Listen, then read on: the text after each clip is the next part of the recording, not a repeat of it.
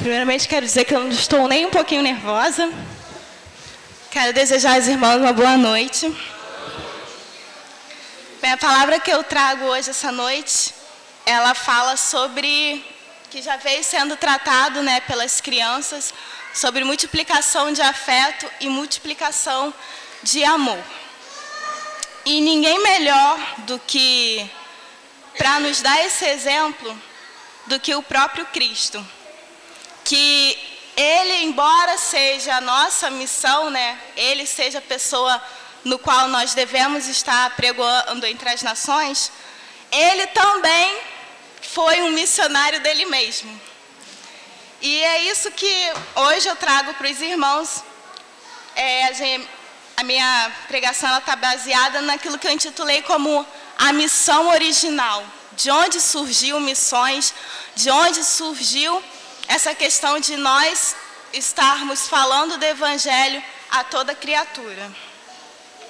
Então, a missão original, ela surgiu no coração de Deus. Quando Deus, assim, Ele pensou na sua igreja, Ele sonhou conosco. E em Efésios, capítulo 1, versículo 4, Ele vai dizer que antes da fundação do mundo, Ele já havia elegido a sua igreja. Ou seja, nós fomos eleitos por Deus antes mesmo da criação do mundo. O que nós aprendemos em relação a isso quando nos deparamos com missões? Primeiro, que missão deve ser algo criado em seu coração. Que assim como Deus, Ele sonhou conosco, com a igreja, nós também temos que ter esse sonho de missão no nosso coração. Nós também temos que sonhar em levar a palavra do Senhor a toda criatura. Porque o que eu e você fazemos, nada mais é do que encontrar os nossos irmãos. Que o próprio Deus já estabeleceu assim, como nossos irmãos. Irmãos em Cristo Jesus. Então, o primeiro ponto que eu quero ressaltar aqui é preciso sonhar com missões. Esse sonho ele tem que ser nutrido em nossos corações. Missão é um sonho. Nutrir esse sonho em nossos corações, nutrir o desejo de expandir o reino do Senhor, nutrir a esperança de Cristo para todas as nações. Deus, Ele sonhou com a sua igreja antes mesmo da fundação do mundo. Antes de construir todas as coisas, Ele já havia planejado. Ele já havia feito o plano de salvação. E hoje nós temos como missão pregar esse plano de salvação a toda criatura. Segundo ponto que eu quero ressaltar nessa pregação. É preciso se preparar para missões. Nós recebemos a missão, mas nós temos que nos preparar para ser esses divulgadores. Isso requer compromisso, isso requer disciplina, isso requer ordem, isso requer empenho, dedicação, isso requer que busquemos o conhecimento de Deus, porque como vamos transmitir esse Deus se não buscarmos conhecê-lo? Então nós temos que estar preparados para poder fazer missões. E na própria criação do mundo, quando Deus pensou em nós, Ele também preparou um lugar para que nós pudéssemos viver. Então, Ele o tempo todo nos dá exemplos de como nós devemos nos comportar com as nossas relações entre irmãos, as nossas relações familiares, enfim, todas as nossas relações. E aí, em Gênesis, se você for ler o capítulo 1 de Gênesis, você vai ver que lá existe uma ordem em que Ele criou todas as coisas. Primeiro, Ele disse para haver luz, e foi feito o dia e a noite. Depois, Ele fez a separação das águas e fez a expansão, que Ele chamou de céus. Depois, Ele criou uma porção seca, que Ele chamou de terra. Ele fez um ajuntamento das águas, que Ele chamou de mares. Na terra, Ele criou a erva verde, criou os luminares, criou os répteis, as aves, os peixes, todos os animais. E ordenou a eles que eles multiplicassem. E, por fim, depois dele ter feito todo o nosso lar, ele criou o homem. Ele preparou o mundo para a sua igreja. Ele preparou toda a criação para a sua igreja. E quando ele preparou isso, ele já estava fazendo missões. Ele já sabia de tudo que ia acontecer na vida da igreja, então ele já sabia da queda do homem. Ele já sabia que Jesus ia vir, ia nos resgatar do pecado. Tudo isso ele já sabia. E tudo ele fez em ordem, com paciência e preparou para nós. O terceiro ponto que eu quero abordar com a igreja, que para fazer missões é necessário abrir mão de nós mesmos. Para fazermos missões é necessário abrir mão de si mesmo. Como eu falei, Deus, Ele mesmo nos dá exemplo disso. Ele nos dá exemplo disso através de Cristo Jesus. Filipenses capítulo 2, versículo 7. Ele vai nos falar isso.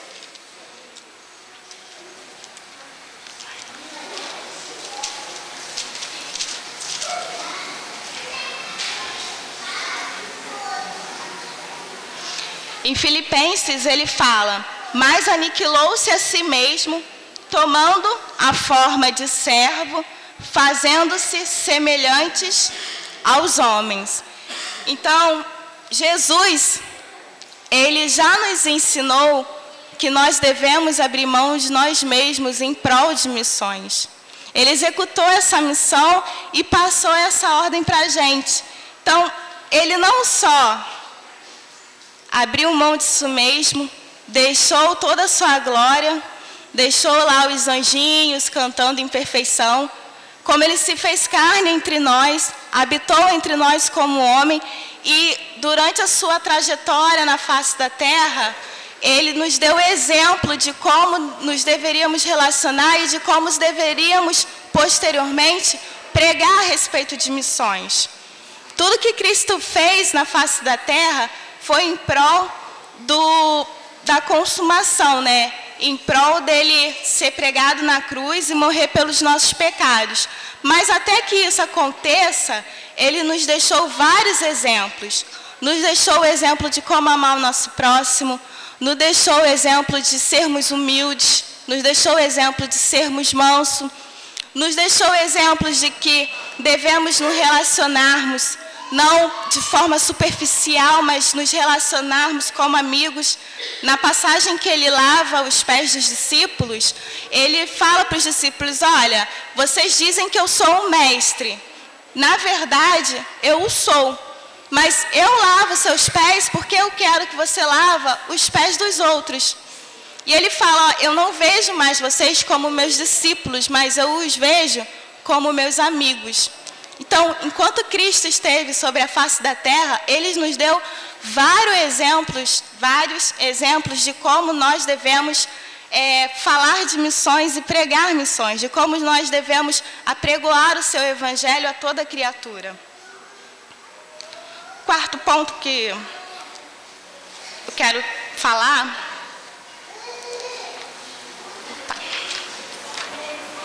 é que a missão ela é intencional.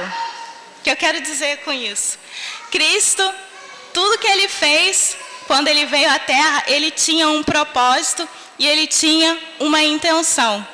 E ele não desviou desse propósito, embora houvesse as tribulações do dia a dia que ele também enfrentou, embora houvesse as dificuldades, ele também enfrentou, embora ele sentisse frio, embora ele sentisse calor, embora ele sentisse fome, embora caluniasse, difamasse, mesmo com todas essas dificuldades, ele estava firme no propósito dele, ele estava confiante no Pai e foi até o fim para poder cumprir a sua missão. Então, missão, ela é uma coisa que tem que ser intencional. Toda a palavra que Deus liberou, que Cristo liberou enquanto esteve conosco, ela tinha uma intenção. Ela tinha um propósito quando ele assim, transmitiu a mensagem no decorrer. E nós, né, sendo imitadores dele, não podemos fazer diferente. Não podemos pregar o evangelho apenas por falar. Temos que ter fé, e como ele confiava no Pai, nessa pregação do evangelho, nós também temos que confiar nele e saber que a obra não é nossa, a obra é dele. Então, se você vai pregar, se você vai falar, se você vai orar, se você vai estender a mão para o seu irmão, você tem que ter aquilo em mente, que a obra é de Deus, e tem que confiar nele, que ela terá um propósito e ela chegará à intenção. A palavra dele nunca voltará vazia. E ele veio, se fez carne entre nós, ele cumpriu as profecias que vinham sendo ditas pelos profetas e por João Batista, né, que antecedeu a vida dele. Ele veio para vencer um inimigo que eu e você não poderíamos vencer, que foi a morte, e ao terceiro dia ele ressuscitou. E eu estou dando um exemplo de Cristo, mas eu quero compartilhar com os irmãos uma pessoa que viveu essa experiência com Cristo e que também recebeu isso dele e compartilhou com os outros. Abra sua Bíblia em Atos, capítulo 26, versículo 15 ao versículo 18.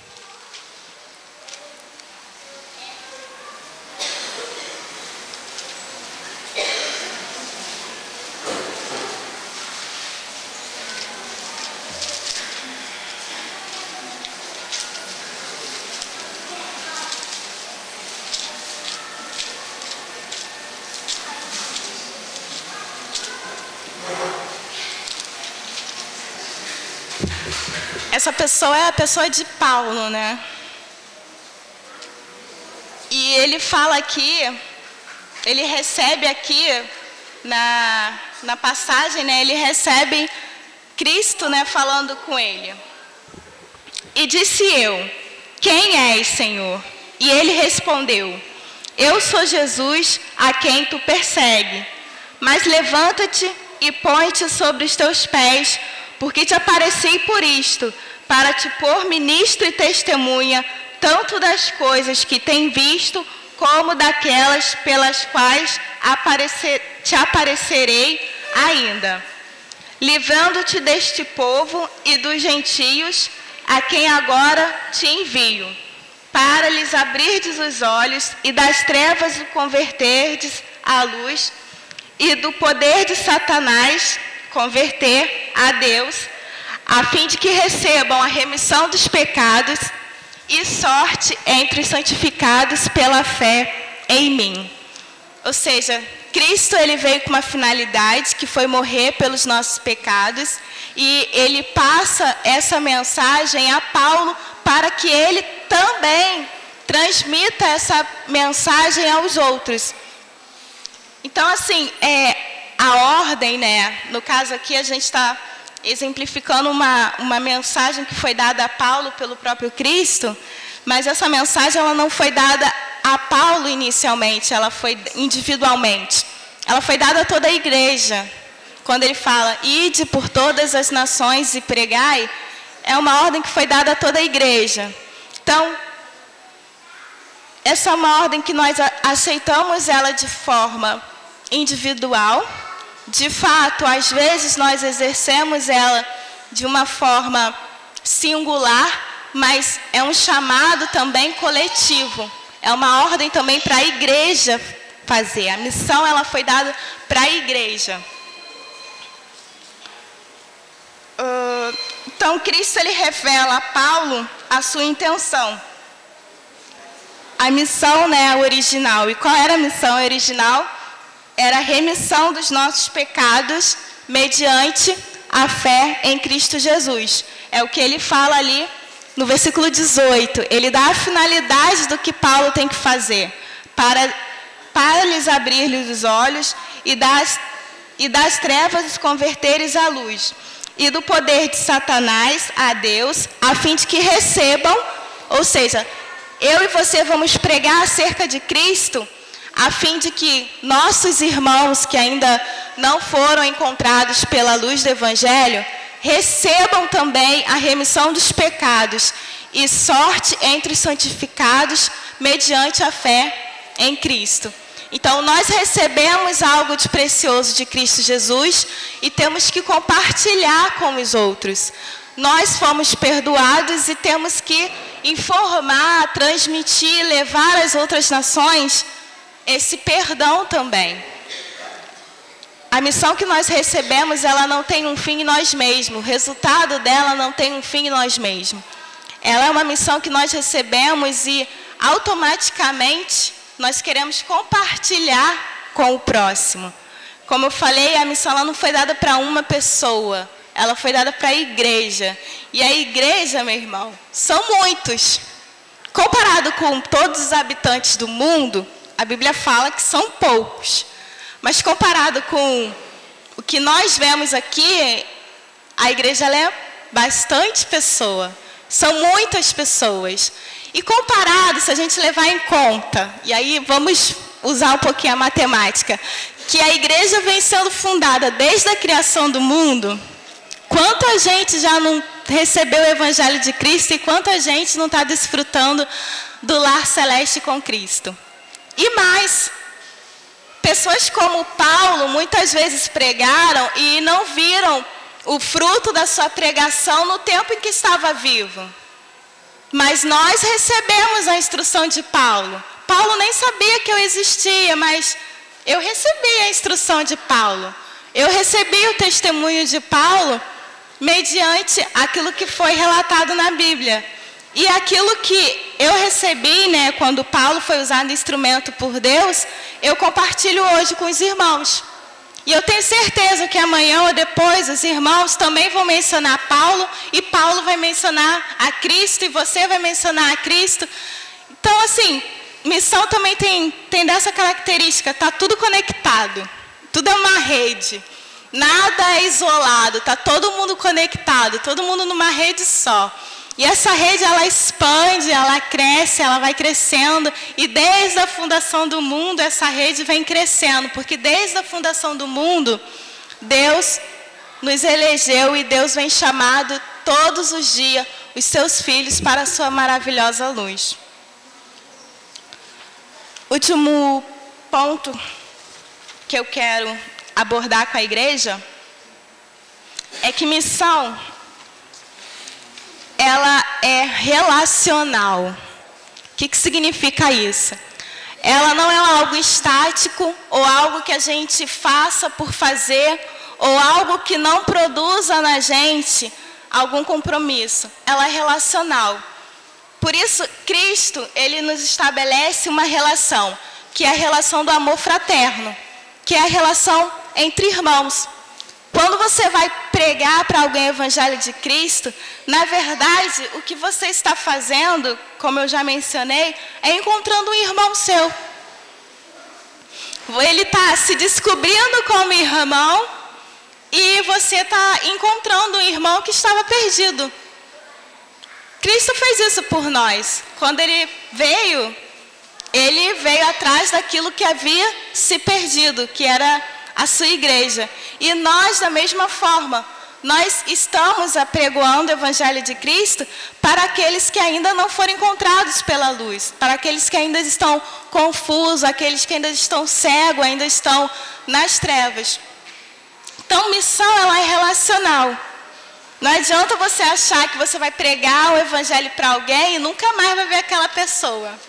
Nunca mais você vai saber dela. Que não vai ter um trabalho, uma dedicação, um falar, um ir e vir, um tempo para orar, tempo para poder ensinar, tempo para poder se compadecer da necessidade do próximo e ajudá-lo, tempo para discipular, que também faz parte da nossa missão, discipular pessoas, né, para que elas possam conhecer o Evangelho, serem capacitadas e transmitir a novidade do reino de Deus.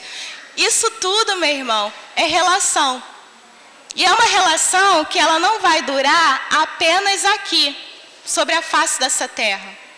De todas as relações, a relação que você tem com a sua mãe, a relação que você tem com o seu pai, que você tem no seu casamento, que você tem com os seus filhos, que você tem com o seu chefe, a pessoa que você chama de amigo, de todas as relações, além da relação que nós temos com Deus, a relação que vai prevalecer é a relação do amor fraternal, é a relação de irmã em Cristo.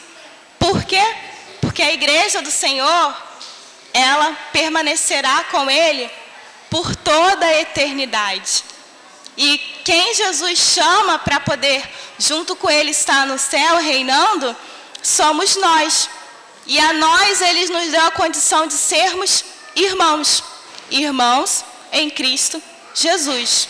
Então, o que eu quero dizer para você é o seguinte: essa pessoa que está aí do seu lado, que é sua irmã em Cristo, ela vai estar contigo por toda a eternidade. Ela vai estar contigo por toda a eternidade. É certo que nós seremos revestidos do poder de Deus quando formos arrebatados, é certo. Mas essa pessoa ela continuará sendo seu irmão por toda a eternidade. Você vai morrer, pode morrer primeiro que essa pessoa, pode morrer depois que essa pessoa, mas você vai encontrar ela no céu. Tem para onde fugir. Você vai encontrar ela no céu. Nós seremos irmãos em Cristo no céu também. Então, missão, ela é relacional. Aqui.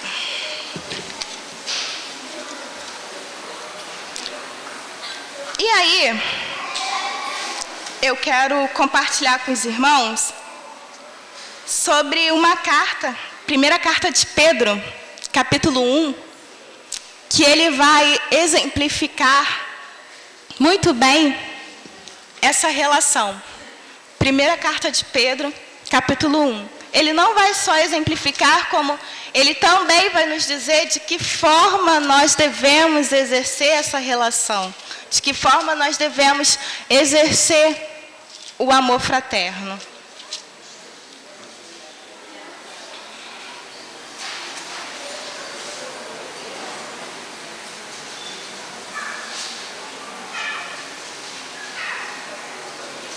Nós leremos do versículo 15 até o versículo 22.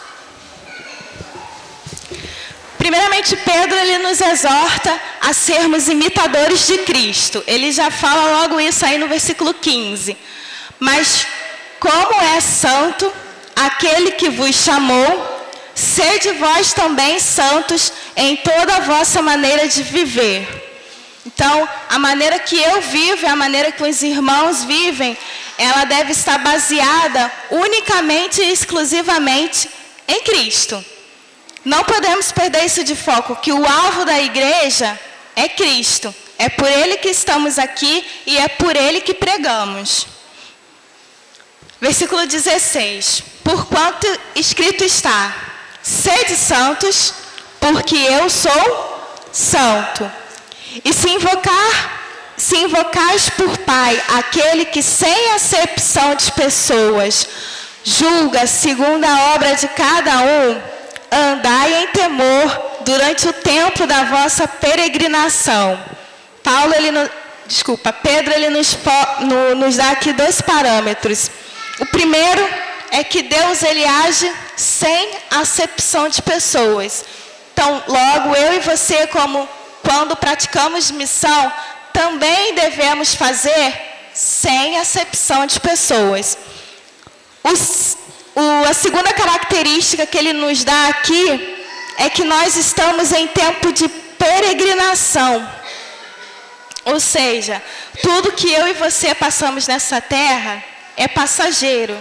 E só terá fim quando Cristo vier e arrebatar a sua igreja. O que eu quero dizer para o irmão é o seguinte: a missão ela vai terminar quando Cristo vier e arrebatar a sua igreja. Acabou a missão. Que o evangelho ele já foi pregado pela igreja, as criaturas já tiveram conhecimento sobre esse evangelho. Então, tudo que eu e você passamos aqui, ele é passageiro, é uma jornada. É uma jornada em que nós temos o alvo, que esse alvo é Cristo.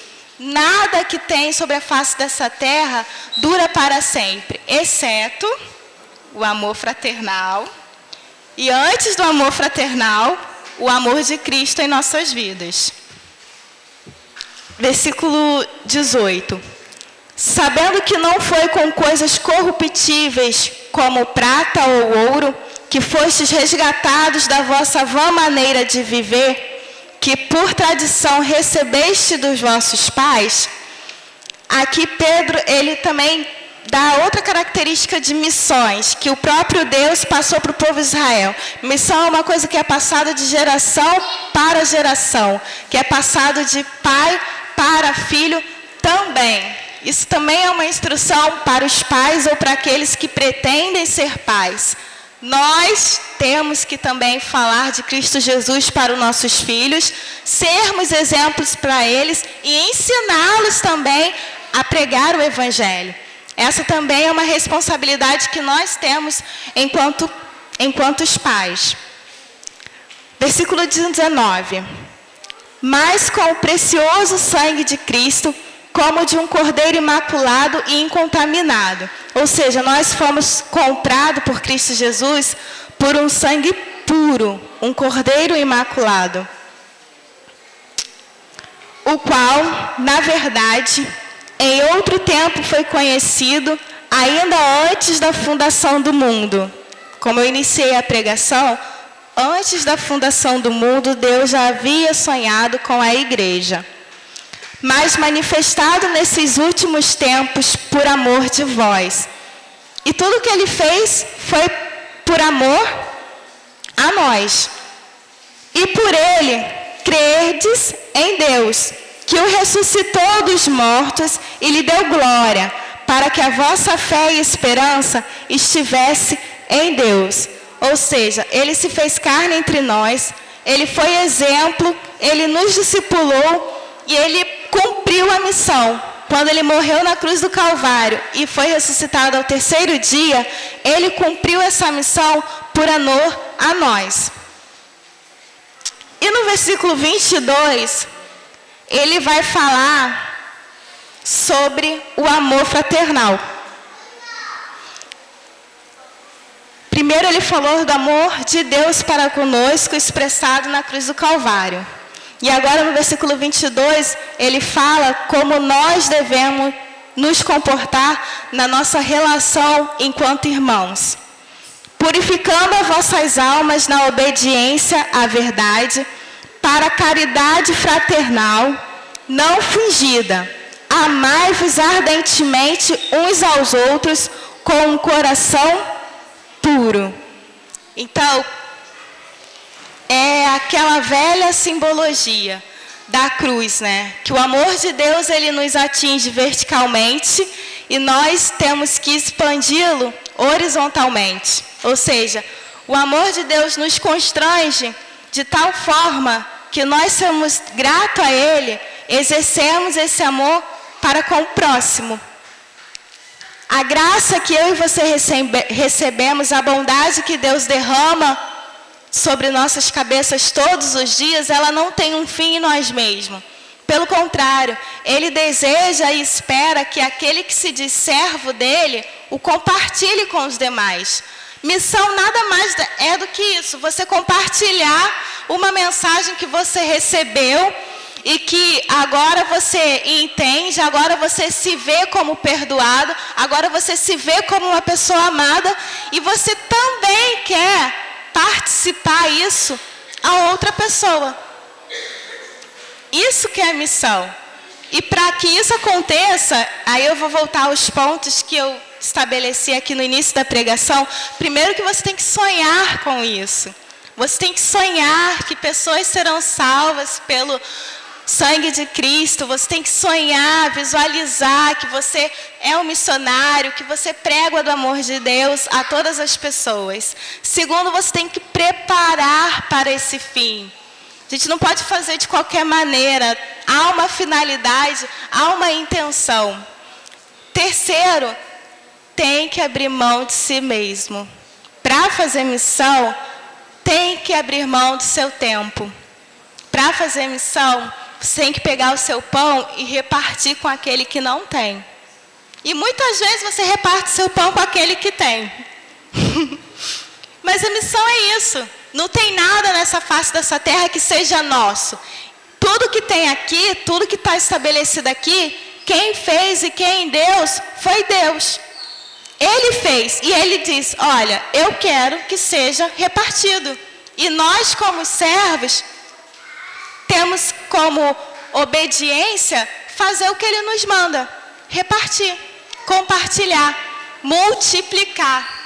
Multiplicar o pão, multiplicar o amor, multiplicar o afeto, multiplicar os ensinamentos, aquilo que conhecemos e aprendemos dele, transmitindo para outras pessoas. Isso é missão.